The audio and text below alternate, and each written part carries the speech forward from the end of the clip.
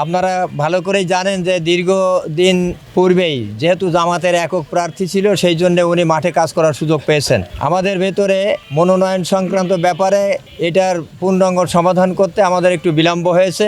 গত আপনার 18 তারিখে এর একটি চূড়ান্ত মনোনয়নের ফয়সালা আমাদের পার্টি করেছে, যে কারণে আমরা গত 22 তারিখে মুক্তভাবে রাজনীতি করার সুযোগ সৃষ্টি হয়েছে। আজকে আমরা বাঘারপাড়ায় উপস্থিত হয়েছি।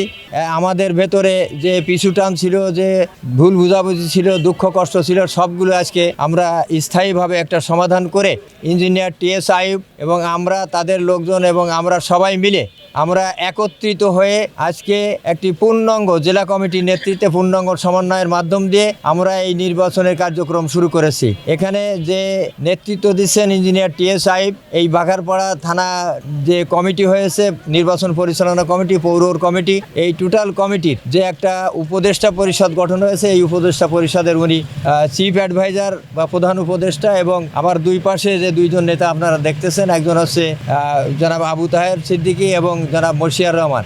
এনারা হচ্ছেন এই উপদেষ্টা পরিষদের সম্মানিত সদস্য।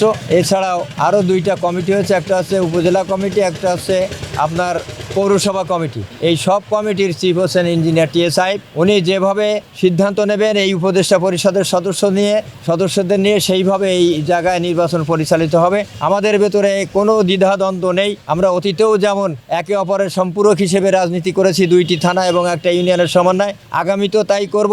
সকল কর্মীদের কাছে আমাদের মেসেজ হচ্ছে যে আমরা যেহেতু একত্রিত হয়ে এই নির্বাচন দায়িত্ব পালন করতেছি ইঞ্জিনিয়ার টিএস আইয়ুবের নেতৃত্বে, আপনাদের ভেতরে যদি কোনো অতীতে কোনো কারণে কোনো কষ্ট থেকে থাকে, আপনারা আজকে সবাই ভুলে যাবেন এবং আপনারা মনে করবেন এই নির্বাচনে আমাদের প্রতিপক্ষ কারা, তাদেরকে প্রতিরোধ করার জন্য ধানের শীষের প্রত্যেকটা কর্মী আজকে থেকে দ্বিগুণ উৎসাহ, উদ্দীপনা এবং সময়ের স্বল্পতা বিবেচনা করে একজন 3 জনের সমান দায়িত্ব নিয়ে এই নির্বাচন পরিচালনার ভূমিকা পালন করবেন। এবং ইনশাল্লাহ আমরা অভয়নগরের থেকে আপনাদের কাছে যে মেসেজ, অভয়নগরে ইনশাল্লাহ টোটাল যে ভোট, সেই ভোটের 70% ভোট ধানের শীষে দেওয়ার জন্যে সকল শ্রেণী পেশার লোক আজকে ঐক্যবদ্ধ। আমি আশা করব বাঘারপাড়ায়ও আজকে ঠিক এই যে শুরু আমরা করেছি, এর স্পিডের উপরে আমরা বাঘারপাড়াও ঠিক সেরকম একটা ভালো রেজাল্ট করতে সক্ষম হব।